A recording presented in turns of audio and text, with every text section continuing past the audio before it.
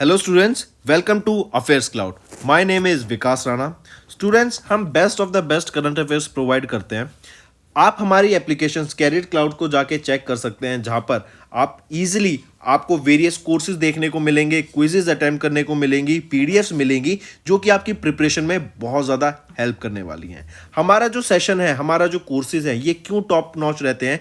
क्योंकि जो हमारी एप्लीकेशंस हैं, हम यहाँ को वेराइटी ऑफ क्वेश्चंस प्रोवाइड करते हैं, वेराइटी ऑफ नोट्स प्रोवाइड करते हैं, जहाँ पर आपको कंटेंट मिलेगा both Hindi as well as English में।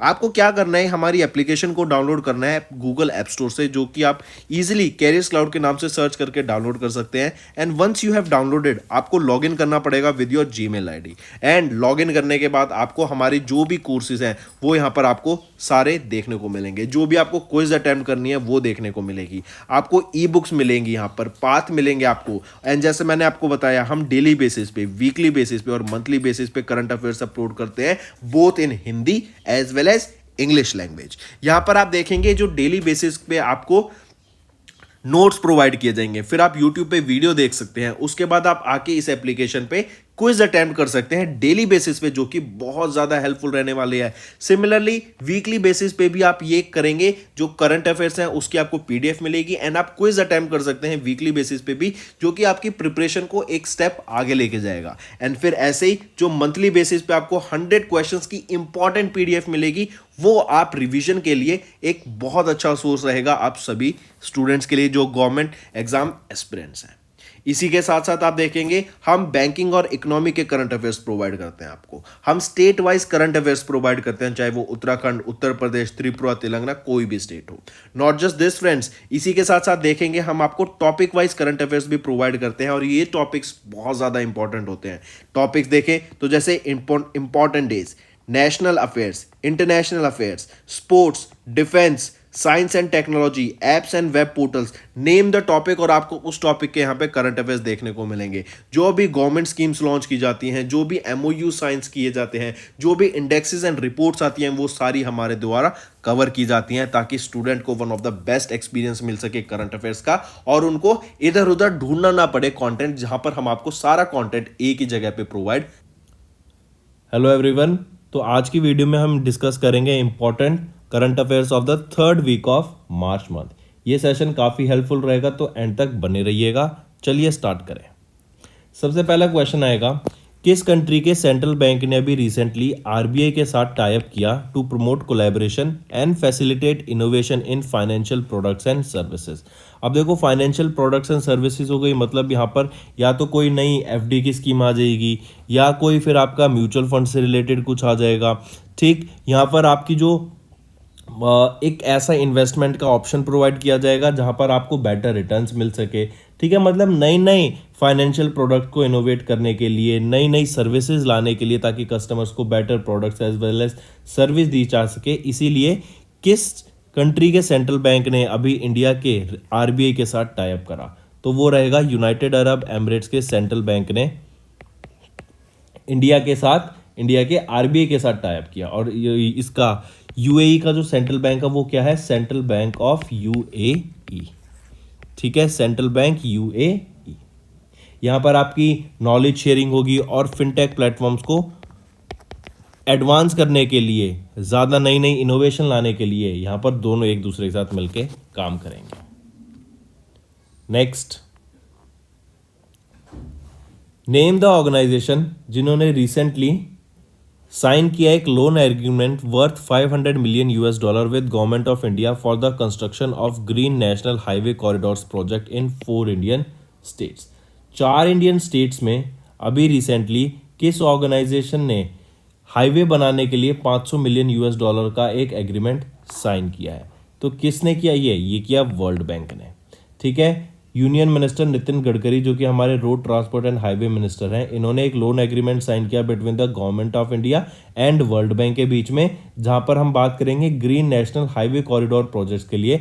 4 स्टेट से ये होके गुजरेगा, मतलब 4 स्टेट्स में बनाया जाएगा ये, हिमाचल प्रदेश, राजस्थान, यूपी एंड आंध्र प्रदेश। ठीक है, टोटल जो एग्रीगेट लेंथ रहेगी इसकी 781 किलोमीटर की ये रहेगी। एंड यहाँ पर 500 मिलियन यूएस डॉलर का लोन प्रोवाइड किया जाएगा। ठीक, नेक्स्ट, नेक्स्ट अगर आपसे क्वेश्चन पूछूं मैं ज़रा बताओ, इसी के अलावा लिटरेसी रेट की अगर मैं बात कर रहा हूँ, इंडिया में लोएस्ट लिटरेसी रेट कहाँ पर आ जाता है? बिहार में लोएस्ट, और केरला में हाईएस्ट। सबसे ज़्यादा एजुकेटेड अगर देखे जाए तो केरला में लोग हैं। फिर अभी मेघालय फिल्म फेस्टिवल हो गया, मेघालय इंटरनेशनल फिल्म फेस्टिवल, ठीक है, शिलोंग में हुआ था। इसी के साथ किन्होंने एग्री यूनिफेस्ट इसको अभी इनॉग्रेट किया? तो नरेंद्र सिंह तोमर के द्वारा एग्री यूनिफेस्ट को इनॉग्रेट किया गया। और कहाँ पे इनॉग्रेट किया गया था? बेंगलुरु में, ठीक। फिर वो फास्टेस्ट इंडियन कौन बने जिन्होंने स्विम किया अक्रॉस पाक स्ट्रेट? वह है संपन्ना Ramesh became the first Indian or the fastest Indian to swim across पाक स्ट्रेट। मार्क करेंगे, इंपॉर्टेंट है, ठीक है। फिर राजस्थान के द्वारा भी कितनी नई डिस्ट्रिक्ट्स बनाई गई हैं? 19 नई डिस्ट्रिक्ट्स बनाई गई हैं राजस्थान के द्वारा, ये भी याद रखेंगे। ऑलराइट, देन नेचुरल फार्मिंग के ऊपर एक इंटरनेशनल कॉन्फ्रेंस लॉन्च की गई थी। कहाँ पर? मणिपुर में। किसके ऊपर एक इंटरनेशनल कॉन्फ्रेंस थी ये? नेचुरल फार्मिंग पर इंटरनेशनल कॉन्फ्रेंस। फिर अभी प्रेसिडेंट ऑफ इंडिया के द्वारा प्रेसिडेंट्स कलर्स, ये प्रेसिडेंट कलर्स अवार्ड से सम्मानित किया जाता है। अब ये बताओ, ये प्रेसिडेंट्स कलर किसको दिया गया अभी रिसेंटली? अगर इंडियन नेवल शिप पूछा जाए तो द्रोणाचार्य, ठीक है, INS द्रोणाचार्य को। लेकिन अगर यहीं पे पुलिस फोर्स पूछा जाए तो हरियाणा पुलिस को आपका सम्मानित किया गया था अभी प्रेसिडेंट कलर अवार्ड से, ठीक। B20 की मीटिंग अंडर G20 प्रेसिडेंसी जो इंडिया के पास है, ये B20 मीटिंग किसके द्वारा होस्ट की गई? सिक्किम के द्वारा ये होस्ट की गई, B20। Next, who was recently named as the governor of the year for 2023 at the 10th central banking awards? किनको अभी governor of the year title से सम्मानित किया गया है? वो है शक्तिकांत दास। शक्तिकांत दास इनको सम्मानित किया गया और इनको ऑनर किया गया है governor of the year award से फॉर 2023, ठीक। और 2023 में ये 10th एडिशन था एनुअल सेंट्रल बैंकिंग अवार्ड्स का। यहीं पे अगर मैं पूछूं which is the central bank of the year award से किनको सम्मानित किया गया? वो है national bank of Ukraine. Reason क्या है इनको central bank of the year से सम्मानित किया गया? बिकॉज यूक्रेन में हम जानते हैं वॉर चल रही है एंड स्टिल वॉर के होने के बावजूद भी वहाँ पर जो स्टाफ है वो अपने पूरा इकोनॉमी को मेंटेन करने के लिए अच्छे से वर्क कर रहा है, इसीलिए इनको यहाँ पर अभी सम्मानित किया गया central bank of the year award से, करेक्ट। नेक्स्ट आ जाते हैं, name the personality who was recently appointed as the UN resident coordinator in Tajikistan by UN nation security general Antonio Guterres.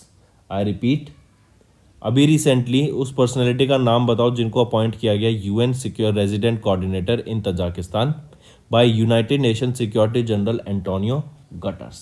तो किनको अपॉइंट किया गया है अभी? वो है KR Parvati ji, alright.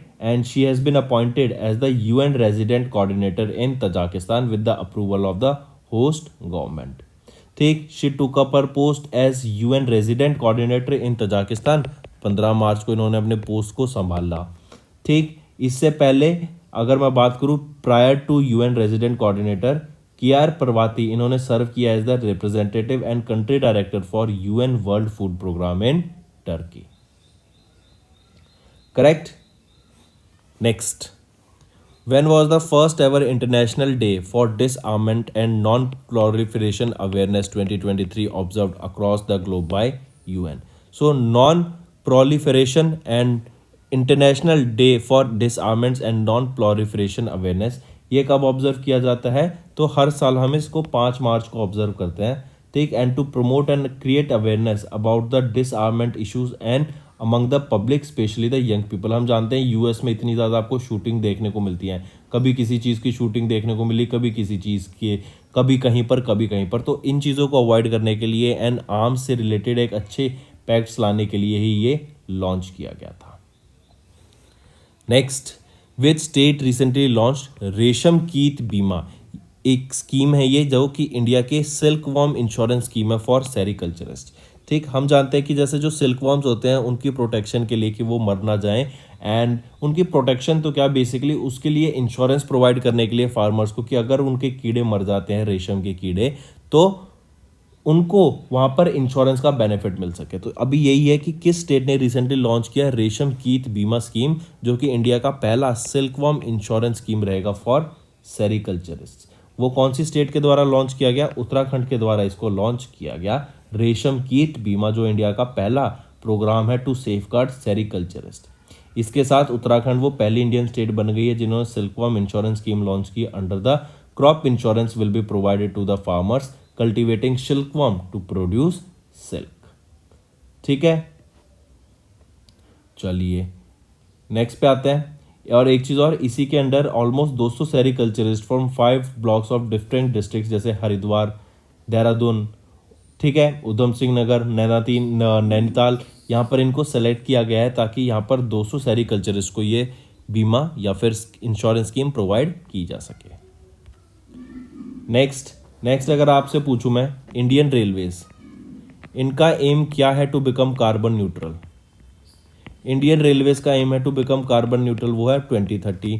India का, गवर्नमेंट ऑफ इंडिया का टारगेट क्या है to become carbon neutral? 2070। Kerala की अगर बात करूं मैं, केरला का एम क्या है टू बिकम कार्बन न्यूट्रल? वो है 2050, और इनका एम है to switch to 100% renewable energy by 2040। ठीक, फिर इसी के साथ साथ अगर आपसे पूछा जाए, ज़रा बताओ, अभी एशिया में फॉर द 5th टाइम कौन सा एयरपोर्ट बेस्ट एयरपोर्ट है? वो है इंदिरा गांधी इंटरनेशनल एयरपोर्ट, दिल्ली में है, और ये 5th टाइम एशिया का बेस्ट एयरपोर्ट निकल के आया है। ठीक, नेक्स्ट, अभी किन के द्वारा सागर परिक्रमा का फेज 4 लॉन्च किया गया, इनॉग्रेट किया गया? सागर परिक्रमा का फेज 4 कहाँ पर इनॉग्रेट किया गया? कर्नाटका में। किसके द्वारा इनॉग्रेट किया गया? पुरुषोत्तम रूपाला जी के द्वारा। Then international SME convention, international SME convention ये कहाँ पर हुई थी? अभी रिसेंटली न्यू दिल्ली में होस्ट की गई इंटरनेशनल एसएमई कन्वेंशन 2022 की। ठीक, फिर अभी रिसेंटली अगर आपसे पूछा जाए, इंडिया अपने ट्रैक पे है टू अचीव एनर्जी इंडिपेंडेंस, कब तक? क्या टारगेटेड ईयर है कि इंडिया अपनी एनर्जी इंडिपेंडेंट हो जाएगा? 2047 तक। फिर हम जानते हैं इंडिया के पास अभी G20 की प्रेसिडेंसी है, दिसंबर 2022 से लेके नवंबर 2023 तक। ठीक, इंपॉर्टेंट याद रखेंगे ये चीज़। और यहाँ पे थीम क्या है? वसुदेव कुटुंबकम। चलिए next, CESTAT Customs Excise and Service Tax Appellate Tribunal will commemorate 40 years of glory on 18th of March. Where is the headquarter of CESTAT located? इसका हेडक्वार्टर कहाँ पर लोकेटेड है? तो कहाँ पे रहेगा? न्यू दिल्ली में। ठीक है, याद रखेंगे। एंड रिमेंबर, ये जो CESTAT है इसका हेडक्वार्टर न्यू दिल्ली में है, एंड इसको हेड किसके द्वारा किया जाता है? प्रेसिडेंट के द्वारा। Next, as per the wealth report 2023 release by the property consultant Knight Frank, इन्होंने मार्च में एक रिपोर्ट रिलीज की गई in which Indian city rank 37th globally in price growth in luxury housing. कौन सी थी? वो थी मुंबई की हम बात कर रहे हैं। अगर हम रियल एस्टेट की बात करें, जो आपकी प्रॉपर्टीज़ होती हैं, आपके घर हो गए, आपकी कमर्शियल प्रॉपर्टी हो गई, ऑफिस स्पेस हो गई, तो यहाँ पे बोला गया कि जो लग्जरी हाउसिंग है ना, मतलब रेजिडेंशियल हाउसिंग, जो लग्जरी रेजिडेंशियल हाउसिंग है, उसमें यहाँ पर ग्रोथ देखने को मिली। एंड जो इंडिया में सबसे ज़्यादा ग्रोथ देखने को मिली है वो कहाँ पर देखने को मिली है? मुंबई में देखने को मिली है। और मुंबई आपका price growth in luxury housing की लिस्ट में 37th रैंक करता है ग्लोबली। और यहाँ पर 2022 में 6.4% का राइज हमें देखने को मिला।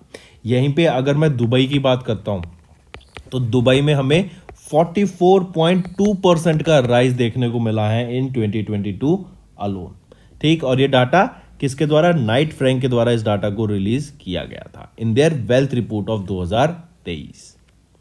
Next, which statutory body of the Ministry of Finance has recently provided 60 days initial relaxation to all registrars to an issue and share transfer agreement? तो किस स्टैट्यूटरी बॉडी ने, वो रहेगी आपकी सेबी। सेबी ने अभी रिसेंटली प्रोवाइड किया 60 डेज का initial relaxation to all the registrars to an issue and share transfer agreement. Next, CRISIL के हिसाब से जो इंडिया की जीडीपी ग्रोथ रेट रहेगी वो कितनी रहेगी। क्रिसिल आपकी एक रेटिंग एजेंसी है, ठीक है, ये जीडीपी प्रोजेक्ट करती है और यहाँ पर इन्होंने बोला कि जो इंडिया की जीडीपी ग्रोथ रेट रहेगी ना, will touch dash in fiscal year 24, तो 6% ये टच करेगी in fiscal year 24, which will be lower than the 7% जो एस्टिमेट की गई थी एनएसओ ने फॉर फिस्कल ईयर 23। अब देखो इंडिया की अगर हम बात करें तो जो जीडीपी ग्रोथ रेट है ना 6 to 7% के बीच में वेरी करेगी। हम देख रहे हैं वर्ल्ड में रिसेशन की बात चल रही है, बैंक्स फेलियर की बात सुनने में आ रही है, वर्ल्ड के 2 कॉन्टिनेंट के बैंक फेल हो चुके हैं। ठीक, जॉब लॉसेस हमें देखने को मिल रहा है। इवन अगर गिटहब की बात करें तो गिटहब ने अभी इंडिया की जो वर्कफोर्स है उस सभी वर्कफोर्स को फायर कर दिया, हटा दिया है, ले ऑफ कर दिया है। ठीक, different parts of the world हम देखेंगे, अलग अलग कंट्री में अलग अलग कंपनी से ले ऑफ चल रहे हैं। अमेजॉन, मेटा, आपका माइक्रोसॉफ्ट, इन सब में आपको ले ऑफ देखने को मिलेंगे। तो यहीं से देखा गया कि जो है रिसेशन आने के पूरे चांसेस, लेकिन स्टिल इंडिया काफ़ी स्ट्रांग फुट पे खड़ा है। एंड यहाँ पर बताया गया कि इंडिया की जो जीडीपी ग्रोथ रेट हमें देखने को मिलेगी ऑलमोस्ट 6% की देखने को मिलेगी इन फिस्कल ईयर 24, जो कि प्रोजेक्ट की गई थी अराउंड 6 और 7% के बीच में। यहाँ पे डिफरेंट ऑर्गेनाइजेशन ने डिफरेंटली प्रोजेक्ट किया है। नेक्स्ट, किस बैंक ने रिसेंटली ऑनर किया with the innovation in consumer tech award for India's first visual voice vernacular banking app at the 13th Graham Bell awards. At the 13th Aegis Graham Bell awards के दौरान अभी recently जो first visual voice vernacular banking app है, basically different languages में ये आपकी application launch किया ताकि जो लोग हैं जिनको दिक्कत आती है सुनने में, डिफरेंट लैंग्वेजेस हो गई तो, और इंडिया में तो इतना ज़्यादा बड़ा कल्चर है, डिफरेंट लैंग्वेज होगी। ठीक, तो उनको कैटर करने के लिए यहाँ पे किसके द्वारा लॉन्च की गई, उज्जीवन स्मॉल फाइनेंस बैंक के द्वारा एक एप्लीकेशन लॉन्च की गई, हेलो उज्जीवन। ये navana.ai के द्वारा डेवलप की गई है। एंड याद रखेंगे ये 8 रीजनल लैंग्वेजेस में लॉन्च की गई थी, हिंदी, मराठी, बंगाली, तमिल, गुजराती, कन्नड़, ओरिया, असमीज। ठीक, चलिए, और एक चीज और, किस बैंक को भी सम्मानित किया गया for the innovation in consumer tech award से, वो रहेगा Ujjivan small finance bank India का for its first visual vernacular banking app at the 13th Aegis of Graham Bell awards. ठीक, चलिए, और जो ये अवार्ड्स थे they are supported by the ministry of electronics and information and technology and NITI Aayog as well as skill India. Next, who has recently appointed the chief executive officer designate of Tata consultancy services. तो के कृतिवासन, याद रखेंगे के कृतिवासन, इनको appoint किया गया है नया chief executive officer CEO with effect from 16th of March 2023। Reason being, क्योंकि जो पहले इनके एमडी एंड सीईओ थे टाटा कंसल्टेंसी सर्विस के, टीसीएस के, राजेश गोपीनाथ, उन्होंने सडनली अपनी पोजीशन से रिजाइन कर दिया एवं उनकी जगह पे के कृतिवासन को अपॉइंट किया गया है as the CEO and MD of TCS. Next, Indian Armed Forces is said to induct an indigenously developed strategic data link system वायुलिंक के नाम से मार्च 2023 में। पूछा जा रहा है हु डेवलप्ड दिस वायुलिंक सिस्टम। तो सबसे पहले याद रखना विशाल मिश्रा। विशाल मिश्रा कौन है, ये एक विंग कमांडर है इंडियन एयरफोर्स हेलीकॉप्टर पायलट के, इनके द्वारा ये आपका वायुलिंक डेवलप किया गया है। ये क्या है, it is an strategic data link system Vayulink, इसको एयरलिंक के नाम से भी जाना जाता है। एंड ये आइडेंटिफाई करेगा जब वॉर, जैसे फॉर एग्जांपल जैसे वॉर चल रही है दो ग्रुप्स के बीच में, तो पता कैसे लगेगा कि कौन सा आदमी किसका है, कौन सी फोर्स किसकी है। तो उसको प्रॉपरली आइडेंटिफाई करने के लिए कि अच्छा ये हमारी फोर्स है और ये एनिमी फोर्स है, इसको आइडेंटिफाई करने के लिए ही ये एक सिस्टम लॉन्च किया गया है, वायु लिंक। ठीक, इसको एरो इंडिया जो कि बैंगलोर में हुई थी 2023 में फरवरी में, वहां पर भी इसको शोकेस किया गया था और ये बनाया गया है विशाल मिश्रा के द्वारा। यहीं पे अगर मैं आपसे पूछूं नेक्स्ट क्वेश्चन, जरा बताओ अभी G20 का बिजनेस समिट 2023 की कहां पर हुई थी? नागालैंड में, नागालैंड कोहिमा में। ठीक, इसी के साथ साथ अगर आपसे पूछा जाए सेकंड G20 की सस्टेनेबल फाइनेंस वर्किंग ग्रुप की मीटिंग कहां पर हुई? ये उदयपुर में हुई। कहां पर हुई? उदयपुर में हुई।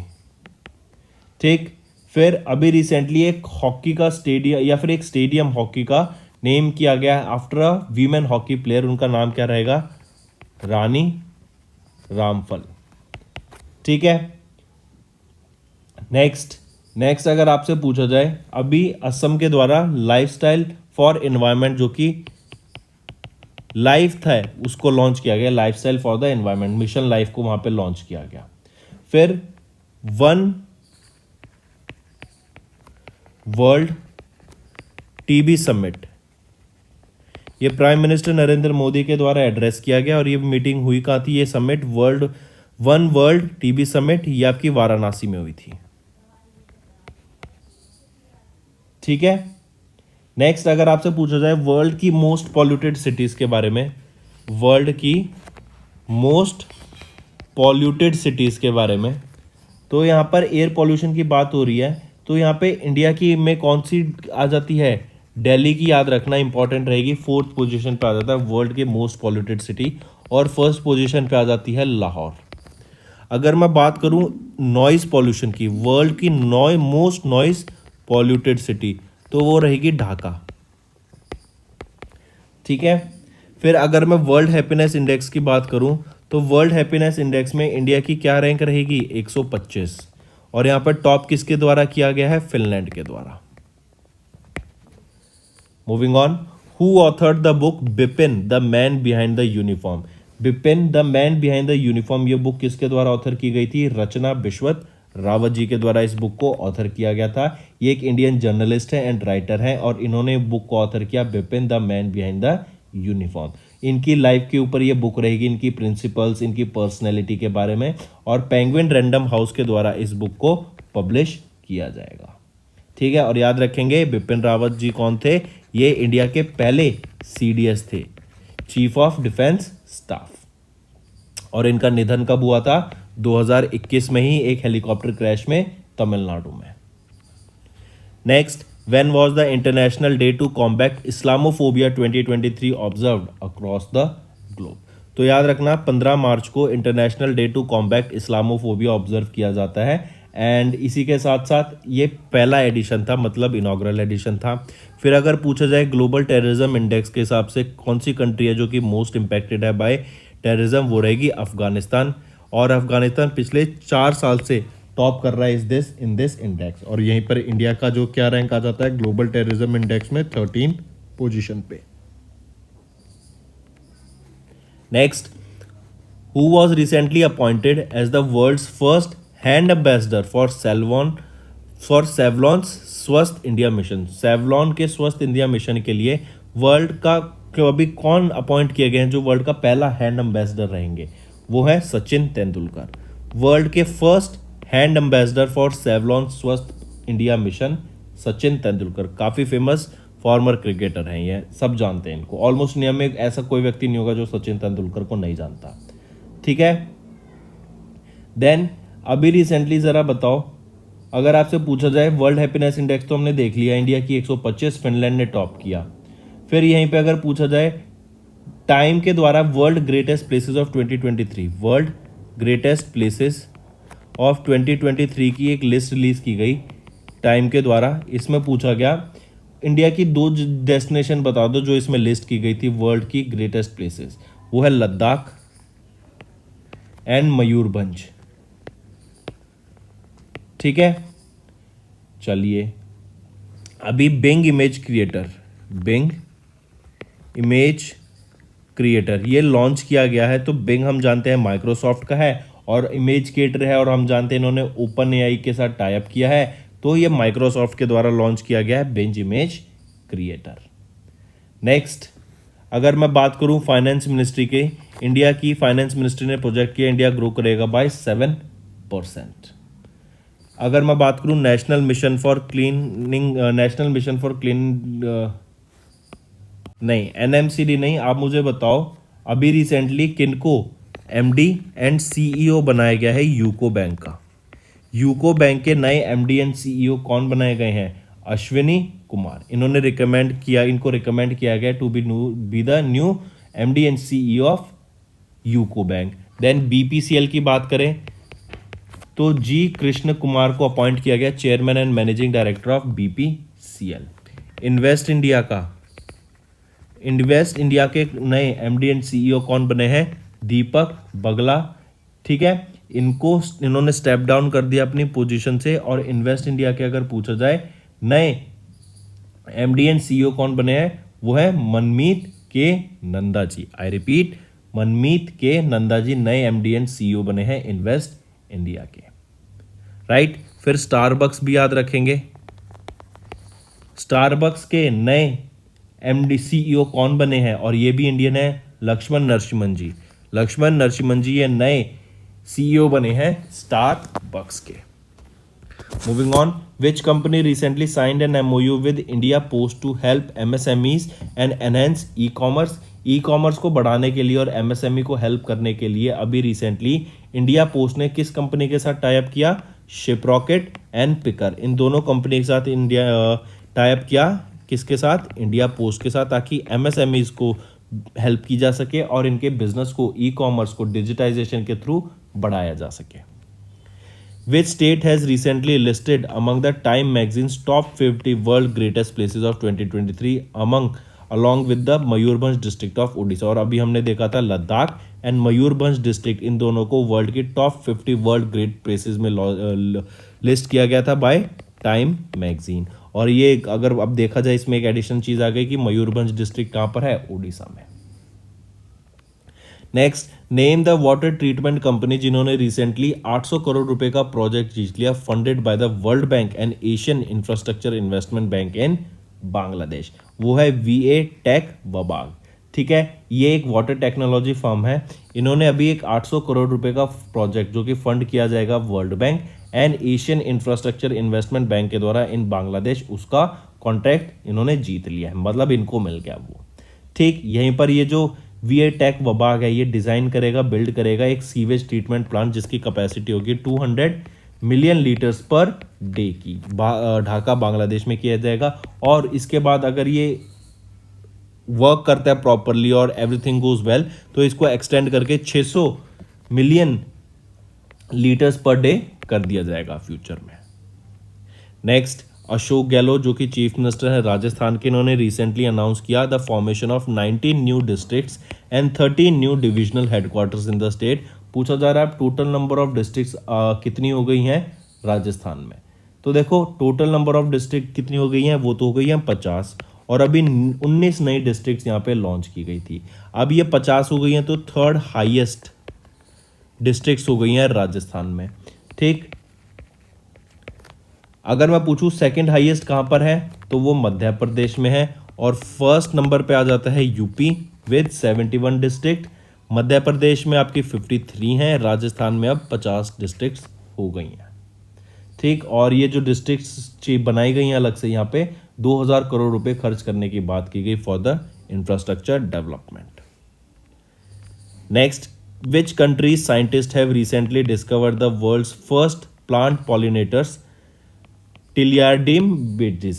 ठीक है, ये वर्ल्ड के पहले प्लांट पॉलिनेटर्स और किन के साइंटिस्ट के द्वारा ये डिस्कवर किए गए? रशिया के साइंटिस्ट के द्वारा डिस्कवर किए गए हैं। और ये 280 मिलियन ईयर ओल्ड फॉसिल है इनके of insects and world's first plant pollinators जो कि प्रिजर्व किए गए थे और उनको अभी डिस्कवर किया गया रशिया के साइंटिस्ट। अगर आपको याद हो बर्फ़ में से इन्होंने एंटार्क्टिक में से कुछ ऐसे वायरसेस को भी डिस्कवर किया जो मिलियन ऑफ ईयर से डॉर्मेंट थे, फ्रोजन थे, लेकिन अभी उनको जब वो पिघलाया गया एंड जो भी चीज़ की गई उससे पता लगा कि वो वापस से सरवाइव कर गए हैं एंड वो वापस से जिंदा हो गए हैं। तो मतलब जो 200 कई मिलियन साल पुराने वायरसेस बैक्टीरिया से उनको भी अभी वो वापस जिंदा हो गए हैं। तो this is a quite a discovery, right. And this can also cause एक डिजीज़, क्योंकि हमें नहीं पता वो ह्यूमन बॉडीज़ के साथ कैसे रिएक्ट करेंगे।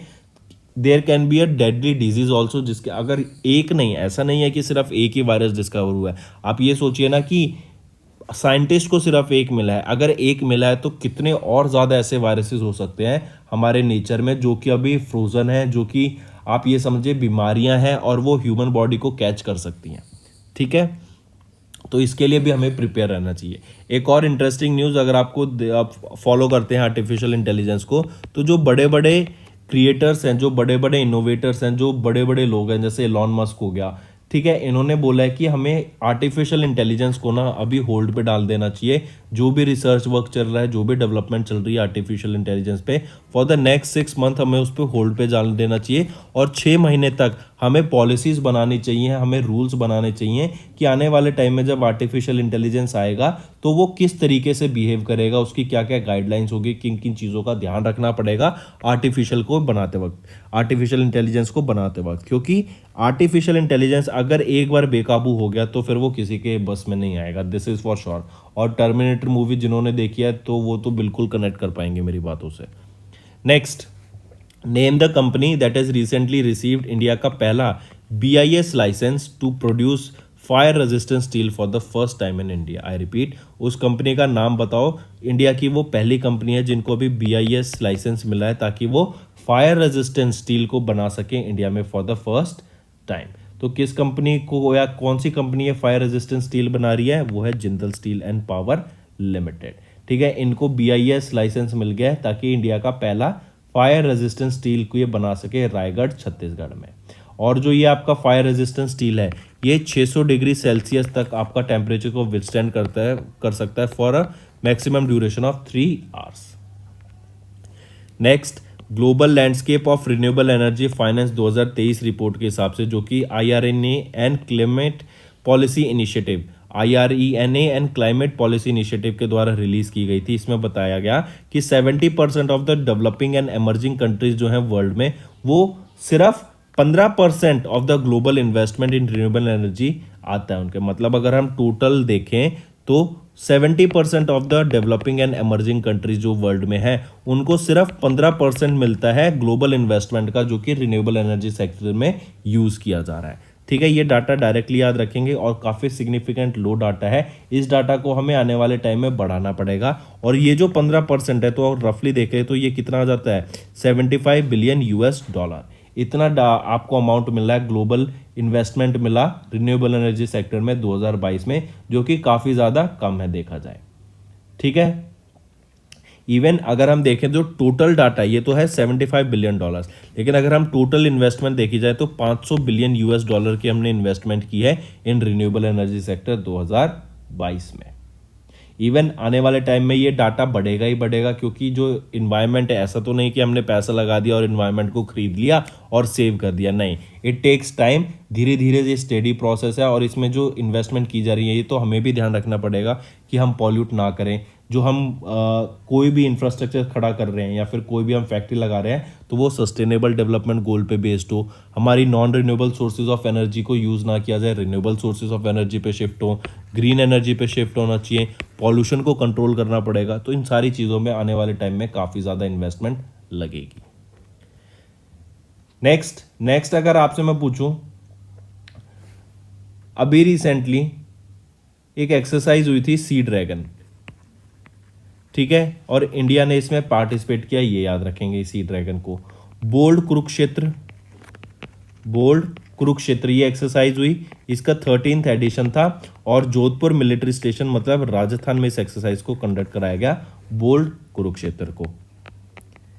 एफिंडेक्स अफ्रीका और इंडिया के बीच में एक्सरसाइज थी, पुणे महाराष्ट्र में ये होस्ट की गई, ठीक है। फिर अभी रिसेंटली अगर पूछा जाए INS एंड्रॉट, ये INS एंड्रॉट किसके द्वारा लॉन्च किया गया, किसके द्वारा बनाया गया है, GRSE, garden reach ship builders and engineers limited के द्वारा ये बनाया गया, और ये मोस्ट साइलेंट शिप है INS एंड्रॉट। ठीक, फिर अगर आपसे मैं पूछूं जरा बताओ, अच्छा चलो अब ना इंपॉर्टेंट डेज डिस्कस करते हैं कुछ, ये आपके लिए हेल्पफुल रहेगा। जैसे अगर मैं बात करूं 16 मार्च को नेशनल इम्यूनाइजेशन डे ऑब्जर्व किया जाता है। 18 को हम ऑब्जर्व करते हैं ऑर्डिनेंस फैक्ट्री डे। 18 को ही ग्लोबल रिसाइकलिंग डे भी ऑब्जर्व करते हैं और यहाँ पे थीम रहेगी क्रिएटिव इनोवेशन। 20 को हम ऑब्जर्व करते हैं world oral health day, theme रहेगी be proud of your mouth, world oral health day की। देन 20 को ही हम ऑब्जर्व करते हैं international day of happiness, theme रहेगी be mindful, be grateful, be kind. Next आ जाता है फिर 21 मार्च। 21 मार्च को ऑब्जर्व करते हैं वर्ल्ड डाउन सिंड्रोम डे। 21 को ही हम ऑब्जर्व करते हैं international day of forest, theme रहेगी फॉरेस्ट एंड हेल्थ। 22 को हम ऑब्जर्व करते हैं वर्ल्ड वाटर डे, थीम रहेगी accelerating the change to solve the water and sanitation crisis. 23 को ही हम ऑब्जर्व करते हैं शहीद दिवस, और 23 को ही हम ऑब्जर्व करते हैं वर्ल्ड मीटियोलॉजिकल डे, और 24 मार्च को हम ऑब्जर्व करते हैं वर्ल्ड ट्यूबरक्लोसिस डे। ठीक है, चलिए next, according to the women and man in India 2022 publication जो कि रिलीज की गई थी ministry of statistics and programme implementation के द्वारा, women in India hold 35.23% of the bank accounts in scheduled commercial bank. But अगर हम देखें टोटल शेड्यूल्ड कमर्शियल बैंक में 35% ऐसे अकाउंट हैं जो वीमेन के हैं, लेकिन इसमें से सिर्फ 20% टोटल डिपॉजिट वीमेन के अंडर आता है। ठीक है, डायरेक्ट डाटा है, याद रखना है। नेक्स्ट, RBI ने रिसेंटली परमिट किया इंडिया को एंड टेंजानिया को ताकि ये ट्रेड कर सकें इन नेशनल करेंसीज वाया स्पेशल रुपी वोस्ट्रो अकाउंट। वोस्ट्रो अकाउंट है जब इंडिया अपना अकाउंट दूसरी कंट्रीज में खोलता है एंड फिर इंडियन रुपीज में यहाँ ट्रेड करने की बात की गई। इवन RBI ने अभी 18 डिफरेंट कंट्रीज ऐसी हैं या फिर जिन्होंने अपना इंटरेस्ट दिखाया है कि हम इंडियन करेंसी में ट्रेड करना चाहते हैं, और जो आखिर में ट्रेड का सेटलमेंट होगा वो हम इंडियन रुपीज में करना चाहते हैं। ठीक, चलिए नेक्स्ट, नेम द एप्लीकेशन जिन्होंने लॉन्च किया, नेम द एप्लीकेशन जो कि रिसेंटली लॉन्च की गई थी इनकम टैक्स डिपार्टमेंट के द्वारा for tax payers to provide detail information about the transactions to tax payers and receive their feedback, वो है AIS। ठीक है, एनुअल इन्फॉर्मेशन स्टेटमेंट एप्लीकेशन रहेगी, टैक्स पेयर्स के लिए है, डिटेल्ड इन्फॉर्मेशन इनको प्रोवाइड की जाएगी और उनका फीडबैक भी यहाँ पे लिया जाएगा। AIS एप्लीकेशन ये एक फ्री मोबाइल एप्लीकेशन है। ठीक, correct option A। Next, according to the 11th edition of the world happiness report, अभी हमने देखा इंडिया की क्या रैंक रहेगी, इंडिया आ जाता है 126वें पोजीशन पे in terms of world happiness या फिर हैप्पीनेस में, और यहाँ पर टॉप किसके द्वारा किया गया फॉर 6 टाइम इन अ रो, वो रहेगा आपका फिनलैंड के द्वारा यहाँ पे टॉप किया गया है फॉर द 6 टाइम इन अ रो, और ये 11th एडिशन है वर्ल्ड हैप्पीनेस रिपोर्ट 2023 का। Next, name the fintech startup जिन्होंने रिसेंटली लॉन्च किया वर्ल्ड का पहला डिजिटल रियल एस्टेट एक्सचेंज। तो ये किसके द्वारा, ऑल्ट रियल टेक के द्वारा लॉन्च किया गया है, जो पहला, जो कि एक फिनटेक स्टार्टअप है जिन्होंने लॉन्च किया है वर्ल्ड का पहला digital real estate exchange. Alright, तो करेक्ट ऑप्शन है ऑल्ट रियल टेक। नेक्स्ट, उस कंपनी का नाम बताओ जिन्होंने रिसीव किया international order for the world's first zero emission feeder container vessel. World के पहले zero emission feeder container vessel का ऑर्डर अभी किसको मिला, उस कंपनी का नाम बताओ, क्या रहेगा वो कंपनी का नाम, वो है कोचिन शिपयार्ड्स लिमिटेड, CSL। ठीक है, इन्होंने रिसीव किया एक international order for the world's first zero emission feeder container vessel. ये जो वेसल है इसको पावर किया जाएगा हाइड्रोजन फ्यूल सेल से। ठीक है, and then with green hydrogen. तो करेक्ट ऑप्शन है कोचिन शिपयार्ड्स लिमिटेड। नेक्स्ट, किस ऑर्गेनाइजेशन या बैंक ने एक एग्रीमेंट साइन किया, एक MOU साइन किया अफ्रीका इंडिया इकोनॉमिक फाउंडेशन के साथ, ताकि MSMEs को बढ़ावा दिया जा सके एंड जो प्राइवेट एंड पब्लिक सेक्टर्स हैं अफ्रीकन कंट्रीज में एंड इंडिया में उनको हेल्प की जा सके, उन MSMEs को बढ़ावा दिया जा सके। जिस तरीके की भी हेल्प की जरूरत होगी एक दूसरे के साथ हेल्प प्रोवाइड कराने की यहाँ पे बात की गई टू द MSME सेक्टर, और ये रहेगा अफ्रीकन यूनियन ने साइन किया है ये MOU with Africa India economic foundation. Next IBFP। IBFP is a first cross border pipeline जो कि कनेक्ट करती है किसको? तो याद रखना ये जो IBFP है ना, ये कनेक्ट करती है Siliguri in west Bengal and India and Parbatipur in the Dinajpur district of Bangladesh. ठीक, और यही आपकी जो पाइपलाइन है prime minister Narendra Modi and Bangladesh की प्राइम मिनिस्टर शेख हसीना ने वर्चुअली इनॉग्रेट करी थी।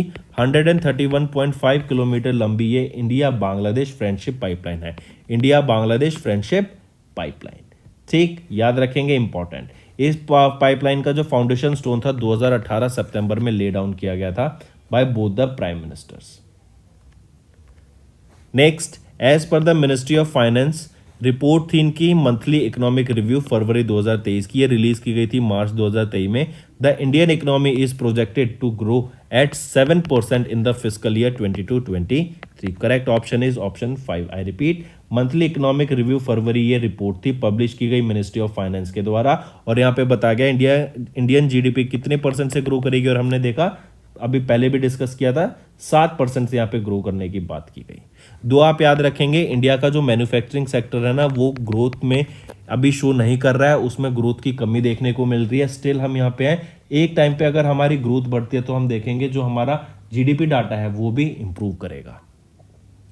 नेक्स्ट, किस फुटबॉल क्लब ने अभी रिसेंटली हीरो ISL को जीत लिया है? और याद रखेंगे ये उनका first ISL Indian super league title रहेगा। इन्होंने बेंगलोर फुटबॉल क्लब को फाइनल में हराया है to win the hero ISL title. Final जो हुआ था जवाहरलाल नेहरू स्टेडियम में हुआ था गोवा में। तो वो कौन सा रहेगा क्लब? वो है ETK मोहन बगान फुटबॉल क्लब। इन्होंने अभी रिसेंटली बेंगलोर फुटबॉल क्लब को हरा दिया है to win their first ever title of hero India ISL। ठीक है, hero Indian super league title को जीत लिया है। चलिए, who was recently given the additional charge of the managing director and CEO of invest India? और अभी हमने देखा था मनमीत के नंदा जी, इनको अभी रिसेंटली एडिशनल चार्ज दिया गया है to be the managing director and CEO of invest India. ठीक है, नेक्स्ट आ जाते हैं, which defence sector has recently signed an MOU with NTPC Renewable Energy Limited to develop green hydrogen initiatives through a build, own and operate arrangement? तो वो रहेगा Indian army. Indian army ने अभी साइन किया एक MOU किसके साथ? NTPC renewable energy limited के साथ, ताकि ग्रीन हाइड्रोजन इनिशिएटिव्स को लॉन्च किया जा सके under BOO agreement, build, own and operate agreement. ठीक है, नेक्स्ट है, name the second Indian naval ship of anti submarine warfare shallow watercraft जो कि रिसेंटली लॉन्च किया गया था कोलकाता वेस्ट बंगाल में। तो क्या नाम रहेगा उस इंडियन नेवल शिप का? वो है INS एंड्रॉड। और ये आपका अभी मैंने बताया था बहुत कम नॉइस रहेगी इस शिप की। ये इंडियन नेवल शिप का anti submarine warfare shallow watercraft ship रहेगा जो कि लॉन्च किया गया था कोलकाता वेस्ट बंगाल के द्वारा, GRSE के द्वारा इसको डेवलप किया गया था, एंड बहुत ही लिमिटेड नॉइस रहेगी इसमें। नेक्स्ट, और इसकी जो मैक्सिमम स्पीड रहेगी याद रखना वो कितनी है? 25 नॉट्स। नेक्स्ट आ जाते हैं, 2 टाइम महावीर चक्र रेसिपिटेंट विक कमांडर जग मोहन नाथ, इनका रिसेंटली निधन हो गया। पूछा जा रहा है किस साल में did he receive the Mahavir Chakra for the first time? Mahavir Chakra for the first time इनको 1962 में सम्मानित किया गया था, और इसके बाद फिर 1965 में सेकेंड टाइम दिया गया। पहली बार इनको दिया गया था between the fight between India and China, जो अस्कासिनो इंडियन वॉर थी ऑफ 1962, और सेकेंड टाइम इनको दिया गया था महावीर चक्र इन सितंबर 1965 between the war that was between India and Pakistan. Next आ जाता है, which country will host 2027 Asian football confederation Asian nation cup? Asian nation cup अभी फुटबॉल का कौन होस्ट करेगा? ये आपका होस्ट किया जाएगा सऊदी अरेबिया के द्वारा। इंपॉर्टेंट है, मार्क करेंगे। नेक्स्ट, और याद रखना सऊदी अरेबिया नहीं, आपका WWE जो आपकी रेसलिंग होती थी उनको भी बाय किया है। Next, name the state government जिन्होंने रिसेंटली साइन किया एक MOU सेंट्रल गवर्नमेंट के साथ टू एस्टैब्लिश इंडिया का पहला PM mega integrated textile regions and apparel park. ये PM मित्रा पार्क जो है ना आपका किस सेक्टर से रिलेट करता है? ये टेक्सटाइल सेक्टर से रिलेट करता है। ठीक, अभी क्वेश्चन पूछा जा रहा है कि किस स्टेट ने अभी एक MOU साइन किया सेंट्रल गवर्नमेंट के साथ ताकि इंडिया का पहला मेगा मित्रा पार्क को सेटअप किया जा सके। तो याद रखना, जो ये पहला सेटअप किया जाएगा तमिलनाडु में सेटअप किया जाएगा, इन्होंने एमओयू साइन किया है, लेकिन एज ऑफ टोटल अगर हम देखें तो 7 PM मित्रा पार्क सेटअप करने की बात की गई इन 7 स्टेट्स। और ये आपका टेक्सटाइल इंडस्ट्री को बढ़ावा देने की यहाँ पे बात की गई कि हम कैसे इंप्रूवमेंट ला सकते हैं in the textile sector. Next, name the organisation जिन्होंने रिसेंटली साइन किया एक नया accreditation master agreement with green climate fund for 5 years to provide vital climate finance to countries in the critical decade for action. तो याद रखना, अभी recently United Nation development programme ने sign किया एक नया accreditation master agreement green fund climate के साथ, और ये 5 साल के लिए साइन किया गया है ताकि आने वाले टाइम में जो कंट्रीज को फाइनेंस की जरूरत पड़ेगी, फॉर एग्जांपल वहाँ पे आपको क्लाइमेट से रिलेटेड जरूरत है ताकि आप इन्वेस्टमेंट करना चाहते हैं और क्लाइमेट को थोड़ा कंट्रोल करना चाहते हैं, पॉल्यूशन कम करना चाहते हैं, आप अपना ठीक पेड़ पौधे लगाना चाहते हैं, तो इन सब के लिए यूनाइटेड नेशन डेवलपमेंट प्रोग्राम ने ये एग्रीमेंट साइन किया। नेक्स्ट आ जाता है, which of the following IIT recently featured among the top 50 in the subject of engineering and technology in the QS World University ranking by subject 2023। अगर हम बात कर रहे हैं Quacquarelli Symonds world university ranking की, तो यहाँ पर जो IIT बॉम्बे है एंड IIT Delhi, these are the 2 organisation जिन्होंने टॉप 50 की लिस्ट में of subject of engineering technology में यहाँ पे लिस्ट में टॉप किया है। अगर मैं IIT बॉम्बे की बात करूं तो इसकी रैंक रहेगी 47 और IIT दिल्ली की रैंक रहेगी 48। तो इन दोनों ने लिस्ट किया in the top 50 in the subject of engineering and technology in QS world university ranking में, ठीक है, बाय सब्जेक्ट के हिसाब से जो ये रिलीज की गई थी। Next, international financial service centres authority, इन्होंने फॉर्म किए committee to design a road map to onshore Indian startups domiciled abroad. इसका मतलब क्या है कि जो इंडियन स्टार्टअप्स जिनका हेडक्वार्टर दूसरे देश में है, जो इंडिया से बाहर चले गए हैं, लेकिन उनका जो मेन बेस है, उनका जो ऑडियंस है, उनका जो टारगेट कस्टमर है वो इंडिया में है, उनको ऑनबोर्ड करने के लिए और उनको जिफ्ट सिटी गुजरात में अपना सेंटर लाने के लिए कि वो अपना हेडक्वार्टर, अपना जो ऑफिस वर्क है वो सारा कहाँ शिफ्ट कर दें, गुजरात में शिफ्ट कर दें। इसीलिए IFSCA के द्वारा एक कमेटी सेटअप की गई थी। पूछा जा रहा है वो कमेटी किसके द्वारा हेड की जाएगी, तो जी पद्माबन जी के द्वारा उस कमेटी को हेड किया जाएगा, ताकि जो भी इंडियन स्टार्टअप्स हैं जिनके हेडक्वार्टर्स आउट ऑफ इंडिया है उनको वापस इंडिया लाने के लिए जिफ्ट सिटी में गुजरात में, ताकि वो अपना ऑपरेशन यहाँ सेटअप किए, इसीलिए कमेटी फॉर्म की गई और जी पद्माबन जी उसको हेड करेंगे। 3 महीने में इस कमेटी ने अपनी रिपोर्ट सबमिट करनी है। नेक्स्ट, किस बैंक ने रिसेंटली साइन किया 754 करोड़ रुपीस का एक loan agreement SAEL industries limited के साथ to promote biomass energy generation. Biomass energy generation के लिए अभी रिसेंटली किस ऑर्गेनाइजेशन ने, एशियन डेवलपमेंट बैंक ने 754 करोड़ रुपीस का एग्रीमेंट एक साइन किया है SAEL इंडस्ट्रीज लिमिटेड के साथ, ताकि बायोमास एनर्जी जनरेशन को प्रमोट किया जा सके। और ये 754 करोड़ रुपीस अप्रॉक्सीमेटली होते हैं $91.414 मिलियन। ठीक, यहाँ पे प्रमोट किया जाएगा बायोमास एनर्जी जनरेशन, जो कि आपका एग्रीकल्चर रिड्यूस होता है, ठीक है, जो एग्रीकल्चर से जो बच जाता है, कचरा बच जाता है, या फिर आप देखेंगे कोई भी वेस्ट मटेरियल होता है लेकिन ऑर्गेनिक, जो फ्रूट्स हो गए आपकी, जैसे पेड़ों की छटाई की जाती है तो वहाँ पर आपका जो वेस्ट मटेरियल बच जाता है पेड़ों का, उससे इन सभी चीज़ों से आपका घर का जो एक्स्ट्रा वेस्ट मटेरियल होता है खाने का, ऑर्गेनिक जो आप खा सकते हैं, पील्स वगैरह, तो उनसे यहाँ पर बायो एनर्जी जनरेट करने की बात की गई। और इसके लिए एशियन डेवलपमेंट बैंक ने फंड किया $91.14 million. Next, in which city Shaktikanta Das governor of RBI recently laid the foundation stone to establish a greenfield data centre and enterprise computing and cyber security training institute. देखो, Shaktikanta Das governor of RBI हैं, इनके द्वारा अभी recently Bhubaneswar Orissa में 2 चीज़ setup करने की बात की। एक तो है ग्रीनफील्ड डाटा सेंटर और एक है साइबर सिक्योरिटी ट्रेनिंग इंस्टीट्यूट से रिलेटेड यहाँ पर सेटअप करने की बात की गई। यहाँ पे डाटा सेंटर होगा तो क्लाउड कंप्यूटिंग होगी, क्लाउड से रिलेटेड बात की जाएगी। और हम जानते हैं हमारे क्लाउड की बात करें तो जैसे अमेजॉन वेब सर्विस हो गया, ये अमेजॉन का हो गया, एज्योर हो गया, ये माइक्रोसॉफ्ट का हो गया, GCP आपका गूगल का हो गया। सिमिलरली साइबर सिक्योरिटी की बात करें तो जो ऑनलाइन फ्रॉड्स होते हैं, साइबर कि जो भी फ्रॉड्स ऑनलाइन चलते हैं, लोगों को ठगना, वो सारी चीज़ें गलत होती हैं, ठीक है, लेकिन लोगों को इतनी अवेयरनेस है नहीं टेक्नोलॉजी के बारे में, तो ऐसे जो लोग होते हैं वो ये गलत काम करते हैं, तो उनको रोकने के लिए और लोगों को अवेयरनेस क्रिएट कराने के लिए ही ये सेटअप किया जाएगा भुवनेश्वर उड़ीसा में। Next, who has recently one bronze medal at the ISSF shotgun world cup 2023 जो कि दोहा कतर में हुआ था।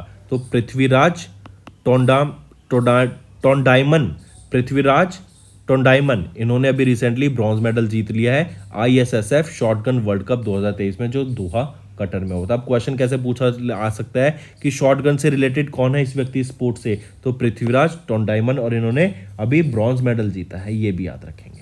ठीक, तो दोस्तों ये था हमारा सेशन। आई होप आपको वीडियो पसंद आई होगी। अगर आप चाहते हैं ऐसे ही सेशन हम डेली बेसिस पे लाते रहें, हर वीक के हम आपको इतने ही इंपॉर्टेंट करंट अफेयर्स प्रोवाइड करते रहें, तो इस वीडियो को लाइक कर दें और कमेंट करके ज़रूर बताएं कि आपके क्या व्यूज़ रहेंगे। सेशन पसंद आ रहा है तो ये दोनों चीज़ ज़रूर करना है, इससे मुझे मोटिवेशन मिलेगी कि मैं आपके लिए डेली बेसिस पे कंटेंट ला सकूं। इससे मुझे मोटिवेशन मिलेगी कि और अच्छा कंटेंट मैं आपको डेली बेसिस पे प्रोवाइड कर सकूं। So that's all for the day friends, thank you and have a nice day. Friends, ये हमारी वीडियो थी। आई होप आपको वीडियो पसंद आई होगी। इसी के साथ साथ फ्रेंड्स, आप हमारे यूट्यूब चैनल को सब्सक्राइब कर सकते हैं, आप टेलीग्राम चैनल पे जाके हमें फॉलो कर सकते हैं। एंड इसी के साथ साथ अगर आपको कोई भी प्रॉब्लम आ रही है या तो पेमेंट में या हमारे कोर्सेज के साथ, तो आप हमें कांटेक्ट कर सकते हैं एट द नंबर 7677333862, या फिर आप हमारी मेल आईडी पे हमें मेल कर सकते हैं and I will make sure कि आपकी जो प्रॉब्लम है उसको जल्दी से जल्दी सॉल्व किया जाए। इसी के साथ साथ आप हमारे इंस्टाग्राम हैंडल affairscloud_official को फॉलो कर सकते हैं। कोड और याद रखना, वो है विकास10। अगर आपको 10% का एक्स्ट्रा डिस्काउंट चाहिए तो आप विकास10 का कोड यूज कर सकते हैं, आपको क्रैक 10 के अलावा 10% का डिस्काउंट यहां पे मिलेगा। और इसी के साथ साथ अगर आपको कोई भी इश्यू आ रहा है हमारी एप्लीकेशन से रिलेटेड, वेबसाइट से रिलेटेड, या आपका कोर्स परचेज नहीं हो रहा, या आपका कोर्स परचेज हो गया, पैसे कट गए हैं, या कोई भी इशू आ रहा है, तो आप हमें कॉन्टैक्ट कर सकते हैं एट द नंबर 9677333862, या फिर आप मेल कर सकते हैं support@affairscloud.com पे। एंड आई मेक श्योर हमारा रिप्रेजेंटेटिव आपको जल्दी से जल्दी आपको रीच करेगा एंड आपकी प्रॉब्लम को सॉल्व करेगा। That's all for the day, friends. I hope you enjoyed the session, and you can follow us on the YouTube channel, as well as apart from YouTube channel, you can go and follow us at Affairs Cloud Telegram channel. And if you have any queries related to the content or the of courses offered to you or the payment which you did on the application, you can contact us on the number provided, that is 7677333862. Apart from this, friends, you can follow us on the Facebook as well as on Instagram handle, that is affairscloud_official. In the end, friends, if you use a code that is Vikas10, you will be getting an additional extra 10% discount by using this code Vikas10. Also, if you have any problem regarding the course purchase, any problem regarding to our application, you can contact us on the mobile number, that is 9677333862. And if you want to mail us, you can also mail us on support@affairscloud.com, and I assure you that our representative from us will be contacting you soon and resolving your issue.